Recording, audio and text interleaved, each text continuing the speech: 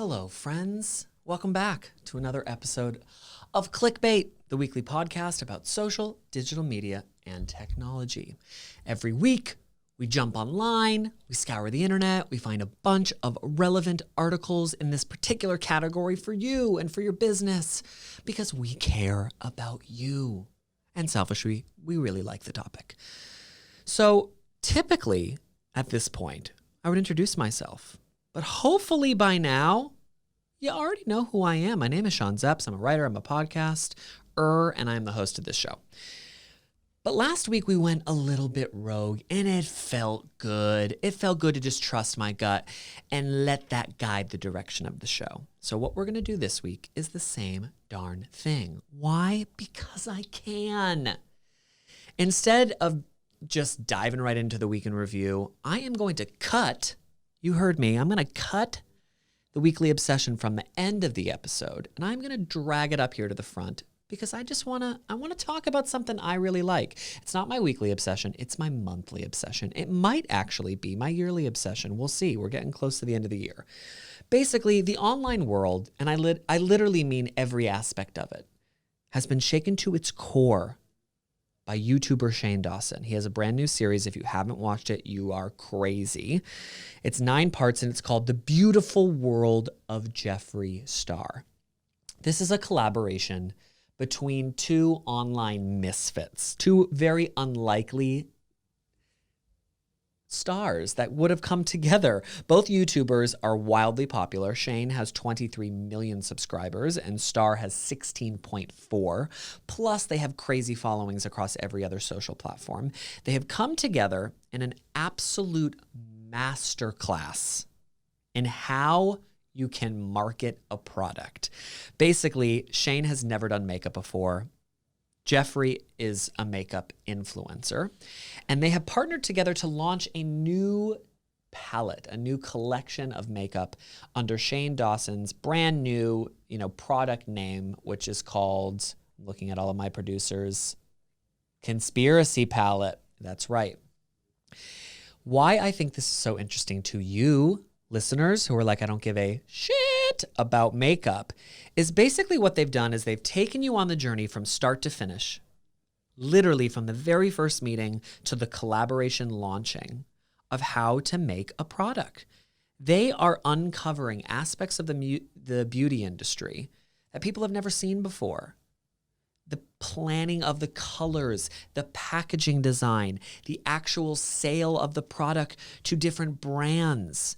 And what this has done is it's really shown me and every person who has watched these videos the power of bringing a customer along the journey of a product being created. So we're immersing a customer in basically the hype around a product, right? They are so invested in the people making the product. They feel like they're on this journey along the way, right? They're actually literally there on the phone call as they're pitching the product. They're there in the room when they're making a decision about the colors that will be chosen or the packaging design. That when that product was sold, they felt like, I don't know, maybe they were a part of the process and that they had stake in the company, stake in the product. They had no choice but to buy it.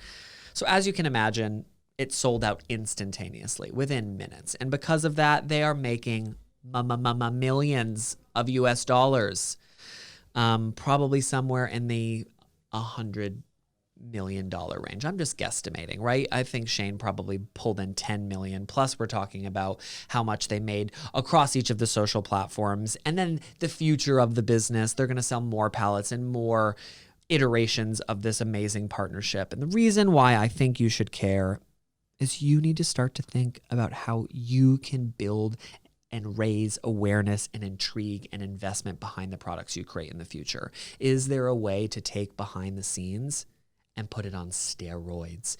Can you, as a brand ambassador or a marketing director or a CEO of a startup, start documenting the process from day one so that when your followers who are watching the journey actually make it to the launch of the product, they have no choice but to buy it?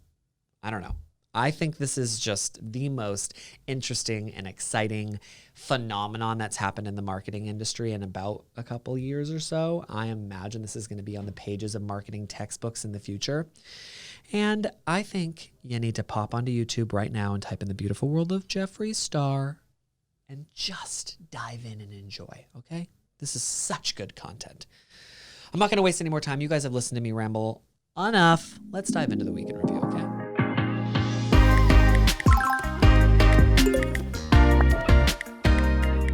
Let's do this thing. Topic number 1, social media has given Kylie Jenner a new $1 billion deal. So it's been announced that Coty Incorporated, the company that owns CoverGirl, has purchased a 51% stake in Kylie Cosmetics and Kylie Skincare, the makeup and skincare line that billionaire Kylie Jenner has created. I'm putting air quotes in there if you're listening to this and not watching, has created herself. The deal was $600 million. So Kylie, as I'm sure you know, was deemed a billionaire as a result of the company's success that she started when she was just 18 years old. And when asked across multiple different interviews, but specifically this interview with Forbes magazine, she said it's all because of the power of social media. She had a massive reach, a humongous community that made it possible for her to really start anything. So Jenner is now going to keep 49% stake in the company. She'll still continue to oversee not just creatively the entire product and the future of the business, but also the social media pages, which is great. Forbes has estimated the company's revenue at around $360 million as of last year, and this deal is, of course, going to expand on it. According to Forbes, the company expects that by 2023, its return on that investment capital will exceed the $600 million purchase price. So I think this is going to be popular for not just Kylie, but Coty as well, and probably every single person involved. I don't want to talk too much more about this subject because I'm really interested in what is happening in the skincare space, and we're going to talk more about this in our deep dive today. So let's just move right along to topic number 2. Laws should treat social media companies as publishers. This is fascinating. So the Attorney General, Christian Porter, has revealed that social media giants such as Facebook and Twitter will be treated like traditional publishers and broadcasters under a revamp of defamation laws. Mr. Porter made the declaration in a speech just yesterday, Wednesday, also backing a suite of reforms to defamation laws, which he said don't strike the perfect balance between public interest journalism and protecting individuals from reputational harm. The changes are being advanced under a national review of defamation law. Do you have any idea what defamation law is? I did not. It basically is a claim that is generally false, and it has to be made to someone other than the person that's being defamed. So basically, a publication spouting lies about Rebel Wilson out to the Australian public is a really good example of that. So the Attorney General has said that the issue needs to be dealt with as urgently as possible because the playing field between digital platforms and mainstream media is completely uneven. And he's completely right.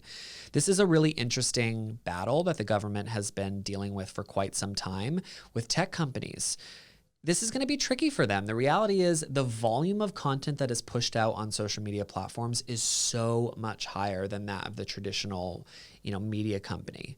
But should they be held accountable if lies are being spouted on the platforms? Absolutely. I'm really intrigued to see what happens. We'll keep you guys updated on this. Good for you, Christian Porter, for standing up and saying exactly how you feel about this, because I completely agree with you. Topic number 3, YouTube versus TV, the battle of the century. There is a new article from The Drum detailing that YouTube is eager to attract ad revenue away from traditional television and has sought Nielsen data for assistance. Nielsen is a company built on measuring data and analytics from consumers and markets across the globe to help make smarter decisions. The data company will be integrated into the Reach Planner tool on YouTube, which is what brands use in the Google ad space when making purchasing decisions on the platform. Many ad agencies have been seeking data from Reach Planner to better understand the increasing shift from television to YouTube as a preferred entertainment medium for consumers. YouTube also uses Nielsen's total ad ratings for post-campaign measurement. And by adding Nielsen data to the mix in the upfront, YouTube is essentially speaking the language of really big budget TV buyers from start to finish. I'm sure a lot of you know that the younger generation is spending more and more time watching YouTube and less time watching television. I think the perfect example is The Beautiful World of Jeffree Star, which we just talked about at the upfront of the show. How is that not television? It's a 9-part documentary series. It's being watched by millions and millions of people. Television shows would adore those numbers. So really, Nielsen being added into the YouTube beast, the planning tool, is going to make it a lot easier for brands to see the power of the platform and make a big shift of their money away from TV and onto the YouTube platform. So I have always really thought of YouTube as more of a TV platform and an environment than, say, a social platform. So this isn't a huge shock to me. But if you're a brand and you've been spending a ton of money in the TV space and you've been considering shifting similar programming to the YouTube arena, now's your time, because the information is there for you to make the right decisions. Topic number 4, Bill Gates is backing a technology that concentrates sunlight to generate temperatures of 1,000 degrees. And it looks like a mosaic of mirrors. It's kind of pretty. So just pop onto Google, type in Bill Gates backing technology. You are sure to find this article. Basically, a facility is run by the energy company Halogen? And it uses mirrors to produce concentrated high heat solar power. It said on Tuesday that for the first time, its facility has created temperatures high enough to power industrial processes like cement or steel manufacturing. So this technology could eventually replace fossil fuels in those processes. So this is really exciting. If you care about technology, this is potentially the future of how we can think about manufacturing. And the fact that Bill Gates is jumping on board must mean that there is money in the future here. Topic number 5, news reports are looking at the rise of virtual influencers on Instagram. So if you have spent any time reading up about social media, if you are passionate about this space, then you know that for a very long time, the gurus and the influencers and the big brand marketers of the world have been saying, in order to succeed on the platforms, you need to be more human. Well, this new trend is basically the polar opposite of that principle. The trend is that the rising popularity of virtual influencers are really shifting the game and people's perception of the word influence. Basically, virtual influencers are just computer-generated models, and they're gaining a ton of popularity. In fact, virtual influencers, in a new report by Hype Auditor, have almost 3 times more engagement than real influencers. So that means that the followers are more engaged with that content. What does this mean for the future of the influencer social media space? I have no idea. I think my hope is that this is just a blip in the overall radar. People are excited about the fact that these completely realistic creatures exist, and they look so similar to that people that they already follow. And so it's like a car crash. You can't help but look. You want to pay attention. You want to see if it's going to be successful or not. So who knows? The only thing that concerns me as someone who works in this space is how many of the people are following and engaging with these influencers and don't know that they're not real. If that's the case, we have a problem. But if they do know, if it is really just the car crash, then maybe influencers should be paying attention to the content they're creating. There is still a content creator behind these virtual stuff. And I'm diving into a 6th topic today because I can, and because I want to, and because you deserve to have this information. When we originally concepted the show, we wanted to bring you information that you might have huge question marks around, that you didn't really understand, but you knew you needed to. And one of those things for me was, what the hell is 5G? I don't know, so we're bringing you the information. Gather around, children of the internet. It's time to discuss something we all don't know anything about, let's be honest. So 5G is finally a thing. It exists.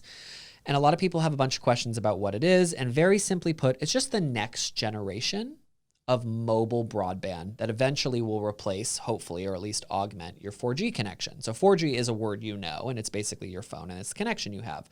What 5G means simply is just faster downloads, faster uploads, faster connectivity. So when you command something on your device, like I want to go to this website, I want to open this app, I want to download said thing, it's just going to happen faster, much faster. It's going to improve broadband, and it will greatly improve commercial broadband traffic. So it's going to drastically change a lot of things, not just how we use our phone, but this technology can change how we drive, especially as our cars become automated. It's going to be able to connect with other cars faster. It's going to be able to connect and get access to real-time maps much quicker. It's also going to change the way our health service industries work, how we operate heavy machinery. Basically, in the future, any tool, any device that needs access to broadband to get its information, because that's going to be able to happen much faster, then the device itself will work much faster, much better, much stronger. Basically, 5G is already available in Australia, and you can get it if you have Telstra or Optus. Vodafone's version is going to be coming out next year, so I'm going to have to wait. It's in limited areas and can only be accessed by 5G compatible smartphones and devices, but this is the future. So if you want to learn more, just pop onto Google, type in 5G, and I'm sure you're going to get big information there. But that's really the nut of it. That's the condensed down version. So I hope you feel like you are brought up to speed. I don't know about you, but I'm really interested in talking a little bit more about skincare. So can we just speed our way into the deep dive? Let's do it. We are going to kick off this deep dive today with some stats just to help us set the scene. The global skincare market is worth nearly $135 billion, and skincare accounts for 60% of the total profit in the beauty industry. Just take a moment to take that in. That's pretty damn crazy. So we're in this deep dive today. What we're going to do is we're going to break down the industry and talk about just how wealthy it has become in what seems like a short period of time, but in actuality, it's been growing steadily. And we're going to dive deep into just one particular half that often doesn't get a lot of attention, and that is the male skincare industry, which of course is really interesting to someone like me. We have an expert in the studio to explain the whole damn thing to us. Meet Henry Weaver, Clickbait audience, CEO of The Daily, the no bullshit skincare brand made for blokes.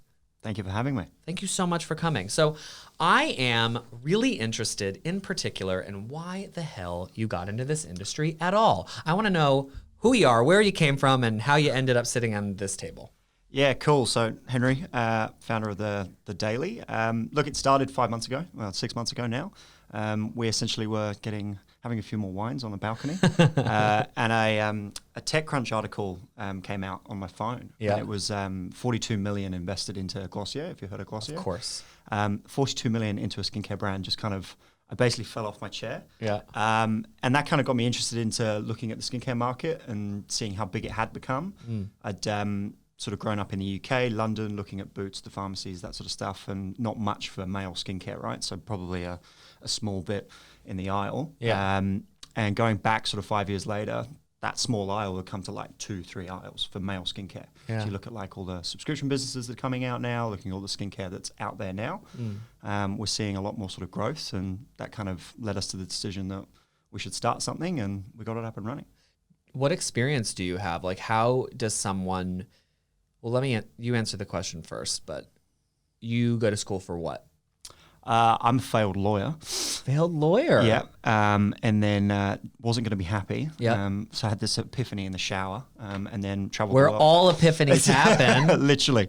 But I had an epiphany in the shower, and essentially a week later I booked a one-way ticket around the world, and then landed in Sydney, needed to work, and my background is tech startups. So okay. I run a tech startup hub in Sydney. Yeah. And essentially, I basically chat with startups all day, right? So it's what are their strengths, what are their weaknesses? You need to be moving quicker. Who do you need to be connected to? Yeah. So this is my sort of first foray into a consumer-facing brand. Yeah. Usually it's been more B2B, that kind of thing. Well, this is really interesting, especially because a lot of people who listen to this podcast work in the agency world. Yeah. Might be interested in a product, but as someone who has never launched a product, my understanding, and this might be naive and you're a good example, is that you must have been trained working in this particular space. Like someone would have to have worked for 10 years in the skincare business to start their own, and you're an example of that not being the case? The irony is that we had a sale within 24 hours. Oh, wow. And I think starting an e-commerce brand is so much easier these days. Like you talk about, would this model have worked 5 to 10 years ago? Yes, exactly. But now it would have. But now it's more, okay, you can get a bigger reach, you can get a bigger scale with social media. We're basically built on Shopify. So we had that website up in 24 hours and we put some ads out. It was kind of like this dodgy bathroom shot. I'm doing it in the bathroom, that kind of thing. And essentially it was up and ready to go. So in this particular case, you obviously have an insight. The insight is this industry is booming. Men in particular, the space is growing. There aren't a ton of businesses taking it as seriously as they could. There's a lot of money there. But what you have is also an understanding of the startup space, right? It's an understanding of just how quickly you need to move, right? Like I think everyone can have umming and ahhing. Should I do this? Should I not do this? I'm going to wait till it's perfect. Yeah. In my experience for the last 5 years, it's get something out there, get an MVP out. This is kind of the first foray, right? Like we've now got packaging that we're liking, all that sort of stuff, and it's up and ready, and that's it. So day one, you get started. Do you focus on just one product, or do you think about the entire portfolio? This is an interesting one because we're targeting males, right? Yep. So I had a bunch of guy friends go onto the website, and they didn't know what the fuck they were buying. Yeah. And that was their first bit of feedback. It was like, I don't know what I'm buying from the first scroll. So we've had to like redevelop the website. It's got to be very easy for guys to just go on. Too many options will confuse them. Yep. Definitely confused me. And it's really just about, okay, what kind of skincare do you have, or what kind of skin do you have? And then, okay, you're looking for a cleanser, you're looking for eye cream, dark circles. That's kind of the differentiation. And then buy the product. That's it. Wow. So in the female market, my guesstimation is that less education is necessary because they grow up surrounded by this space. For men, do you have to explain why they need to buy each of these individual things? Because for me, even though I am a male of the homosexual persuasion, I don't actually know what I need to buy. I just know I should probably have moisturizer. So like, what type of education is involved here? Okay, answer me this. Do you actually say that you use skincare? No. No, okay, that's I just use moisturizer. But do you tell people that you use skincare? Yeah, because I think I believe, because I'm putting moisturizer on, that and maybe like an under eye cream if I'm going to an event, that I have it covered. So like the biggest assumption for the daily is literally, do guys buy skincare online? That's it, right? And it's the whole business model is proving that right or wrong. Okay. So now 6 months in, guys do buy skincare online. Yeah. We've got a bunch of users. We're now getting repeat customers. That's great. Yeah. But I think from targeting males, it's been really just keeping it simple. No bullshit. We're clean. We're organic. We're vegan. Yeah. It's going to be good for your skin. But half the battle is literally converting people to going, okay, I do have a skincare routine, even if it's just washing my face in the morning. Yeah. And making it that simple, right? So on every single one of these, it's, okay, what does it do? So that's a bigger, cleaner face. It comes in 100 mil. Yep. This one is literally the 50 mil version of that, right? Yep. Because they're going through that quicker. Fresh eyes, Patrick Bateman, you've had a big night. Yep. Dark circles, literally, that's going to be helping you essentially look better for the morning. And then this is literally just a repair. So it's your face washing, you're doing a cleanse, and then this is your everyday moisturizer. Okay. So you use this daily, and that's the whole point behind the name. Now in your native country of the UK, my guess is that Europeans in general have a more metrosexual relationship to like how they dress and their hair and their skin. How are Aussies in particular, as you're finding out, what is their relationship to health and skincare? I think it's big, right? I think it's even bigger than the UK. Oh, great. I think this is a harsh environment that Australia is, right? So lots of sun, so we need to be looking after ourselves and looking after our skin. Like for the first 5 years in Australia, I wasn't using anything. And now if I go a day without wearing a daily, I'm literally like, I can feel it. Oh, wow. Aussies are great about, like, it's a no bullshit conversation in relationship to sun health, right? Like, literally, you have to be wearing your SPF and your moisturizer every single day. And if you're not, you're a fool. You literally. Yeah. You're going to pay for it when you're 60. So your digital, you talked a little bit about how you're leveraging digital. What experience did you have before you dove into that space? So look, the last 5 years it's been working with tech startups, but I've always been helping someone else in terms of connecting them with funding or connecting them with skill sets that they're looking for. And this is the first foray for me for actually targeting consumer-facing brands. So for me, it's been just a learning curve, right? Yeah. So never looked at Facebook ads or anything like that. Now I consider myself a bit of a guru There these we days. go. But yeah, look, we turn on to marketing and we get sales out of it, which is great. But for us, social media wasn't the first avenue that we looked at. It was about building out a community of guys. Okay. That's my background in terms of building out communities for tech startups, and I saw the fact that we should probably do that with the Daily. And so where was that happening? Online. Okay. So really it's about community. Building a community is going to be building your biggest seller. So if we targeted and got repeat users through the community and got guys talking about their skincare, so we've literally got friends, family, people that are literally recording themselves going, what's my daily? Okay, I wake up at 6 a.m. Sure. I go to the bathroom, all that sort of stuff. And we literally got that out into the social media. They put it out to their friends, and then we started out building up this community. So all of our marketing is literally everyday guys that have bought the product. Brilliant. Well, it's interesting. In our week in review this week, we talked about the fact that Kylie Skincare has been bought at a 51%, or they now own a majority of it. Yeah.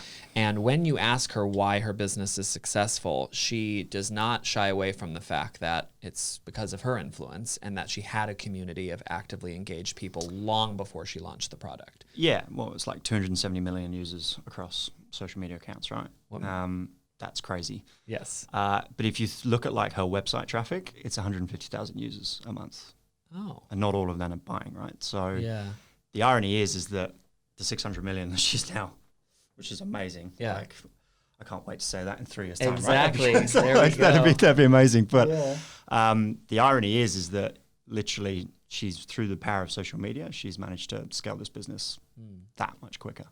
Because her user count, to be honest, when you look at like the daily user count versus that, like big difference, but it's attainable from a user point of view. But her brand, her social media, how far she can reach, that's definitely been a major player for her, for sure. And she's obviously targeting a majority of the products that are purchased are by women. Yeah. And women in this space, and this is an assumption, are more likely to test and try new products. My experience on the marketing side tells me that, especially if they're getting word of mouth from someone that they trust, that they're likely to give it a shot. What consumer behaviors have you learned about men in this space? Are they willing to try a bunch of new products? Once they find something they love, do they just sit with it for a long time and use that product? So I always think that I'm the average consumer, and I would literally, if I find a product, I will literally use it for the rest of time. Yeah, I'm the exact same way. Like 100%. I have pants that I literally use, like they're called Step Ones. They're amazing pants. Yeah. They're made out of bamboo. I will never buy any other underwear. And that's literally, I think that there is something inherently guy about that. Yeah. But I think for targeting guys in the consumer behavior, it's about simplifying it. Like that's always been the biggest thing for us. Like a guy going onto our website doesn't want a million options or 9 options. They want 2. Yeah. Tell me what to buy. Literally tell me what does. to buy. Okay, this is going to help me not look hungover in a meeting this afternoon. And that's kind of what we're trying to play on, right? We're looking at everyday guys. We're not looking for the Instagram models. We're not looking for people that are beautiful, all that sort of stuff. We're looking for everyday guys that want to look after their skin, and we want to make it as cheap and as efficient for them. So, are you being that direct in your advertising? Are you literally saying you won't look hungover? Yeah, literally. I think it's literally on our cleanser. Yeah, it's like you're not going to look like Patrick Bateman in the morning from. That's brilliant. American Psycho. Like, I love that. I mean, have you understood, like, what have you understood about the cosmetic industry through establishing your business? Like, what is your perspective on the entire skincare space now that you're 5 months in? Yeah, I think there's a lot of fads. You look at like the products, right? You've got something like a L'Oreal or a MAC or something like that.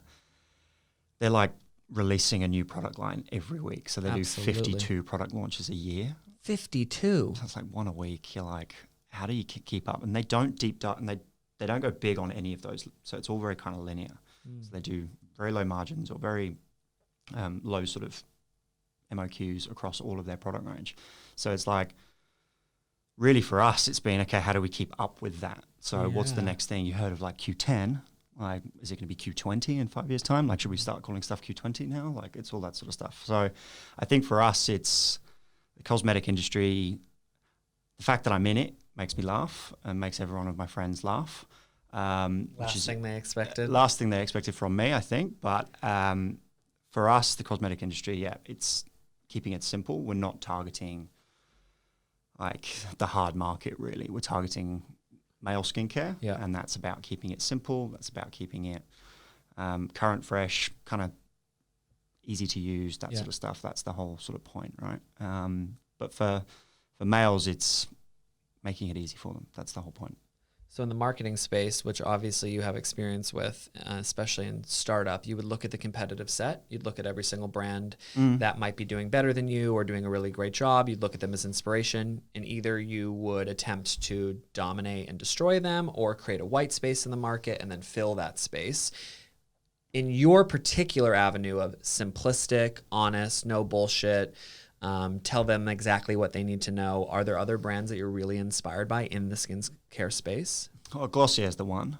I think that's amazing. But then you look at Kylie Jenner's, right? Like that's the goal. Yeah. I'm not sure how financially the goal, right?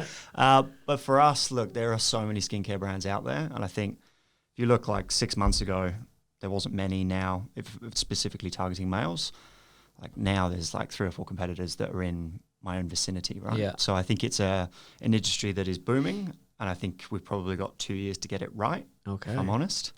Why? Because I think it'll be mainstream in 2 years. Got it. That's great. Okay. Well, I was actually going to ask you what the future was, and so let's just look in the next 2 years. Other than being mainstream, what is your prediction? Like, what's going to happen with male skincare? I think everyone's going to be using it in 2 or 3 years. Everyone is going to know that it's something they need to have. Yeah. I think it's the same as brushing your teeth. I think, like, for us, it's about capitalizing on like the early starters, like the early birds that are into the market, right? Like that's what we want. But I think in 2 years' time, we're going to see a lot of the main brands that are out there specifically targeting males. Look at the Sephora's. I think they're doing more in the male skincare market now anyway. Yeah. If you go into their stores, you won't find it. It's on their online store. I think that's going to be very soon. They're going to be coming into their into their sort of physical stores as well. I feel like most men our age are aware that if they're not thinking about their hair long term, that they're just going to be bald one day. And for whatever reason, they haven't thought similarly about their skin. Like, if I don't take care of it today, I'm not going to look amazing in 20 or 30 years. Is it a similar conversation? I'd hope it's that, but I don't know if it is, right? Okay. I think that's a massive assumption. Yeah. I think for me, I'm looking at our user base now, and we're now getting repeat customers that I didn't think we'd have, right? So every 2 or 3 months, people are buying our cleanser or their face wash because they're running out of it. Yep. And that's the same experience I'm having, right? So for 5 months, I've been using the daily. I can't go a day without not wearing it because I feel like it's actually doing something for my skin. Yeah. But that's the biggest thing with skincare, and we go back to the like industry itself. For me, like we've done retailers, we're like in 200 US stores now, all that sort of stuff. They didn't even use the product. Yeah. Like they didn't even feel the product. It was all about brand. It was all about what they saw, what was the perception of what they saw of the daily online. They didn't even physically use the product, which is just It's a mad, good sign for you. which is great, right? Yeah. But then that makes me think that the cosmetic industry is all just about brand. That's all just about, okay, how does it feel in the hand? What's the unboxing? That kind of thing. Yeah. So for me, it's been, okay, get all that right, but then we're actually just a really good product at the end of the day as well. So people will come back and use us again. Yeah, that's great. So you've used the word targeting a lot, and a majority of the people who listen to this show are going to understand what you mean. But I want to break that down a little bit, because for people who work in agency life or in the media space, when they think of targeting, they think, I can be very specific and reach people who have a very specific interest or need. So if I am a sports brand, it is easy for me to log onto Facebook to set up targeting that says, I want to reach men that are this years old and they live in this place and they're interested in sports because they've showed interest in it. But in this space, you probably don't have a lot of people logging online each day that are men showing interest in skincare. How are you reaching them? So that brings up a few things for me. I think social media is a double-edged sword, right? Like you're talking about, yes, you can specifically reach and target a specific part of the audience, right? But you need a lot of money to do that, right? Yeah. Anyone who's done Facebook ads knows that you can't just put up ads. You need 500 probably people going in and clicking and buying that purchase and purchasing your product before you can actually understand who they are, what's your quintessential kind of customer, right? So I think you need to get social media right. You need to put some money behind it, but to be honest, it's a bottomless pit, right? Like we could spend 10,000 a month and not get anywhere. Like we still need to get people buying that product, get the pixels going, and then you can start when you've got a data set that you're comfortable with. That okay, these are guys that have bought the product.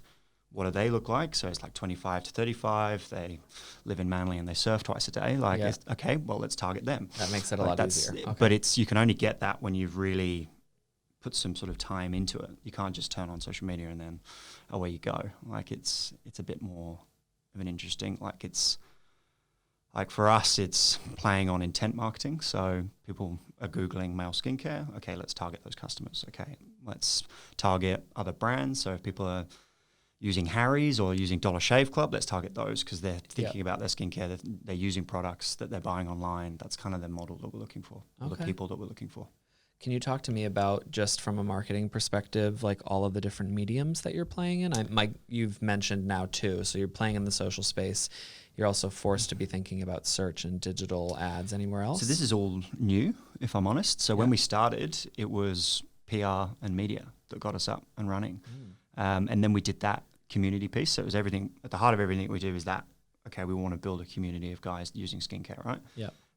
So it was really about getting guys talking about their skincare. If they're not using skincare, why they're not using skincare. And that was the whole hashtag, what's your daily, right? Yeah. And we did that campaign at the start. And that led to a bunch of organic traffic. So now, 5 months in, 2 months ago, we started using social media. At the moment, Facebook, Instagram, that's helping. Yeah. We're just doing more on Google search, which is great. But at the start, it was really, okay, how do we do the organic stuff? Because that doesn't cost money. Sure. And that's it's a kind smart of place to start, that's for sure. When you were looking at these everyday guys, do they have influence? Did they help get your message out because some of them were influencers, or are these just truly guys you know that are completely... Some of them have literally just bought the product. So we've gone, hey, can you be a model and and use it and send in a video? Influencing as... This is a really interesting one for us as a male skincare, right? Yeah. So I can't target guys on Instagram with beautiful guys. No. Because if you've got Instagram, do you follow beautiful guys? You might do. Like I do. You do? But your target audience, probably not. My target audience are probably not Yeah. following good-looking guys, right? So then I have to look at, okay, well, what do I use an influencer that's a good-looking girl, right? Yes. But then they're really expensive. But then the influencer market basically took a massive hit with likes being taken off, right? Yeah. So I think for us, it's been about getting that organic, natural, you talk about not coming across as like salesy or a bit of an infomercial. It's exactly the same with social media. It's about getting guys, okay, doing an unboxing series of, okay, here's my daily, going out to the user base, even if it's 500 people, that's still better for us. I think it's that's what we're looking to target. We're looking to target everyday guys that are just using skincare. And those guys do follow other guys, but to your point, they're just ordinary, cool guys who are inspiring and interesting. In I look at the average spaces. Instagram for a guy, it's like watches, hot females, cars. I'm like, how do I target that? Yeah, fascinating. Okay, that's really interesting. Or should I be targeting that? I don't know. So I do want to wrap up by talking a little bit about community, because it's a word that is used a lot in our industry. And oftentimes when people hear the word community, they actually just think social community, like social page, a group of people who go and follow and they're there and they comment and they have conversations. And I'm sure that that is not wrong. But when you're thinking about your community in meetings about your business, are you thinking like of a broader, more beautiful term of just like people out there in the world who are talking about your product, friends, word of mouth? Like, what is your definition of community? That's a really tough question because I have like a few lenses into it. I think for me, community is they're your biggest advocate, right? And they're your biggest unpaid advocate. So I think about we're trying to keep it lean. We're trying to keep it so how do we scale the business? That's the biggest question for me. Like, where are we in 5 years' time? Do I hire 40 people? All that sort of stuff. No, I need to build a community and they be the advocates of the brand. So really building community is literally the number one thing that we're trying to achieve with the daily. It's about getting as many guys either into skincare, talking about skincare, and using skincare.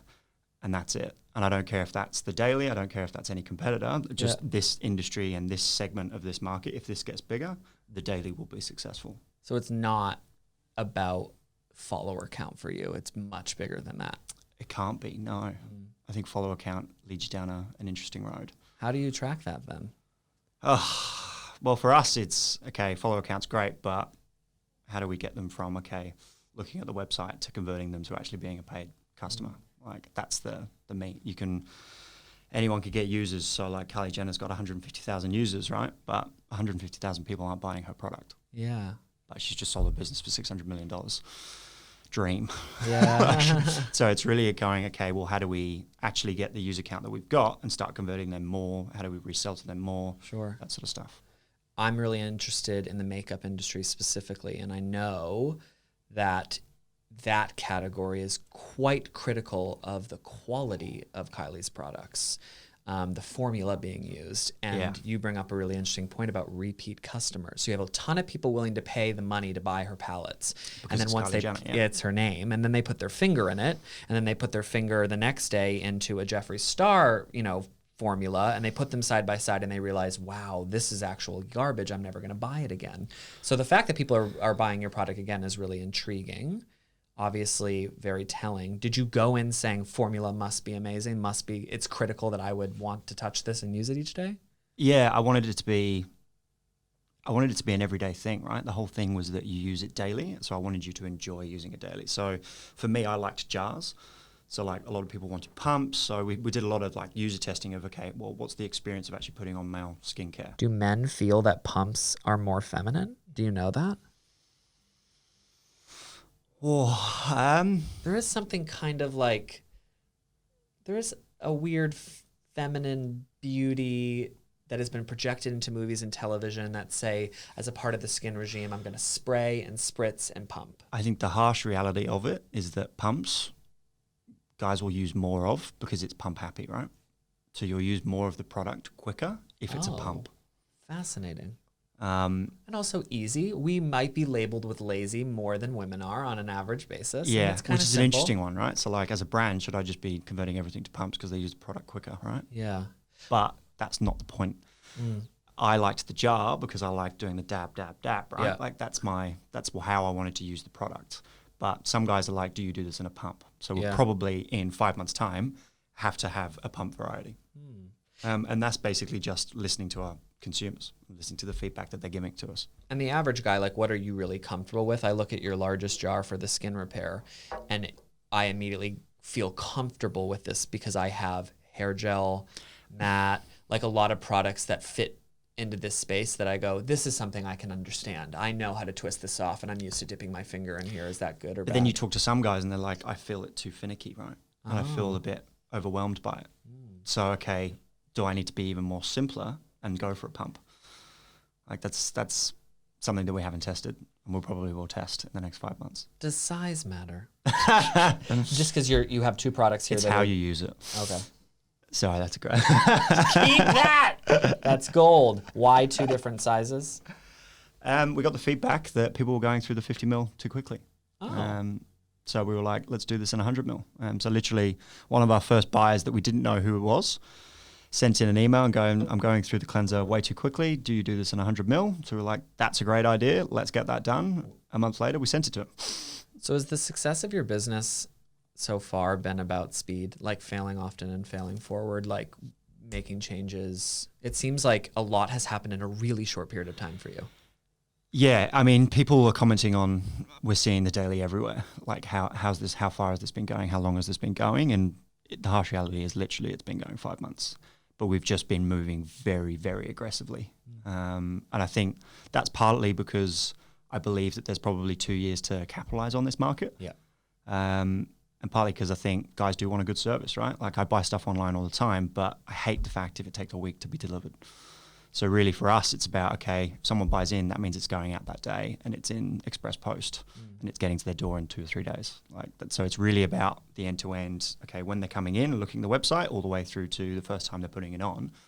And hopefully they then repost it on Instagram, they repost it on social media, and that's where we're looking to try and capitalize. But the experience needs to be exemplary, quick, efficient from the moment they get in to the first time that they're using the product. You've talked about 2 delivery trends that are interesting that I didn't know a lot about. So one is speed, which I did know a lot about. People want access to their products that they're purchasing online quickly. Yeah. I think buying online in general is interesting, especially in this market. But then everyday guys actually like going to the shops. Yeah, Aussies, the data that I've been looking at for 2016, 17, 18, and 19 into 20 is that Aussie consumers, in comparison to Americans, are still going into shops and holding and touching things. And then you ask guys that question. So I've asked guys, like, do you buy stuff online? And they're like, no, if I like it and I've had it before, I will purchase it online. Having said that, if it's something new, I like to feel it. I like to look it down. It's like a guy thing. Like, I want to see it before I purchase it, that sort of stuff.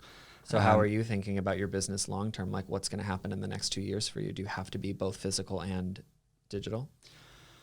So any people that are, or any founders that are looking to build an e-commerce brand and a brand, you've got like 2 options, right? Like, it's, do you go the data play where you do that subscription stuff and you inherently build out a database that is worth money at the end of it? Yep. Or do you go for lower margins and you just go for brand and you just go for wholesaler, retailers, that sort of stuff? I don't know the answer to that question. At the moment, we're doing both. Yep. I think in a year's time, we'll be in a better position to go, okay, well, we're probably going to target on maybe doing subscription for skincare. But then if you use skincare, you might do a little bit. Yeah. I've got guys who literally just put their whole hand in and then slap it on the face. And they're like, oh, run out. And it's like, I literally gave this to you 2 weeks ago. So really it's like there's a little bit of education about actually how to use the product. So I think subscription won't work for the moisturizer, but it might work for our cleanser because people do use that quite quickly. Okay. So it's an interesting one. But for me, I think we will go down the database, build out the database, build out the community, build out user content, that sort of stuff, rather than physical online stores. Got it. Okay. Or physical stores, sorry. And then the first thing we talked about when we sat down, which I'm going to bring this entire conversation back to, because what is interesting about you, obviously the product is interesting and the space is interesting, but what's more interesting is the fact that you have an idea and then 6 months later there's like a full product line. You've iterated and evolved based off of consumer needs. You have a growing community in such a short period of time. And I think a lot of listeners in the back of their head have an idea, something they want to do, but it just seems like it must take 10 years to make something happen. What is your advice for people who want to start a business or launch a product? So it's cheesy, but it's never been easier to build a product and get it out there, right? Like, that's fundamentally, there's so many products, platforms that just make it so easy for an everyday person to just put something online and start selling. That's the reality. The biggest failure to a business and a startup, be it a brand, be it a tech startup, whatever, is the founder and the founder alone. And it's the pace they move at. It's how badly do they want this? Yeah. Like, I think everyone likes the idea of doing their own business, but at the end of the day, it sucks. Yeah, what's the rude reality of it? It sucks, and you just got to keep going. And I think that will serve me well because I've seen founders do this, and I've seen the work that they need, that needs to be put into this to make it successful. And it's not fun, and it's hard work, and it's not sleepless nights, that sort of stuff. But the reality, anyone who's got an idea and they want to start selling something, it will take you 24 hours. Wow. Bold words. We're going to end on that. The only other thing I'm going to add to toot your own horn is an understanding of community is really powerful. And a big scale, when brands have really made it, that's when they really start tapping into the power of the community. And the fact that you're taking consumer insights immediately and shaping your product is probably going to really help you as you would grow, I would imagine. Yeah, I mean, it's interesting. Like, a guy bought this week, and for some reason it got knocked about in packaging. And he emailed in and went, instead of leaving a bad review, which was nice of him, he sort of emailed us and went, hey, look, this looks defected. Great. So we basically dropped him a six pack of beer, new product line, and he's posted an Instagram post about it. So I think it's about delivering a really, really, really seamless, efficient, and impressive experience from the moment all the way through to delivery. Brilliant. Okay, so guys are listening to this show. They're interested in what you have to offer. Where can they find it? So it's the Daily Men's Skincare, thedaily.io.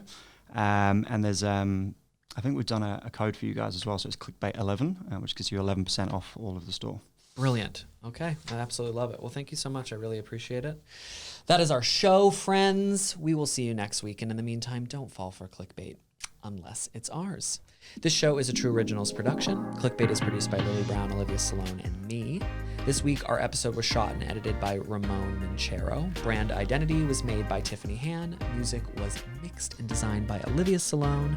Social media content was created and written by Tiffany Han and Taylor Barnes. And our fearless leader, Eric Stevens, oversaw the entire show. And a special thank you to Henry Weaver for being our guest. Thanks for having me. See you next week.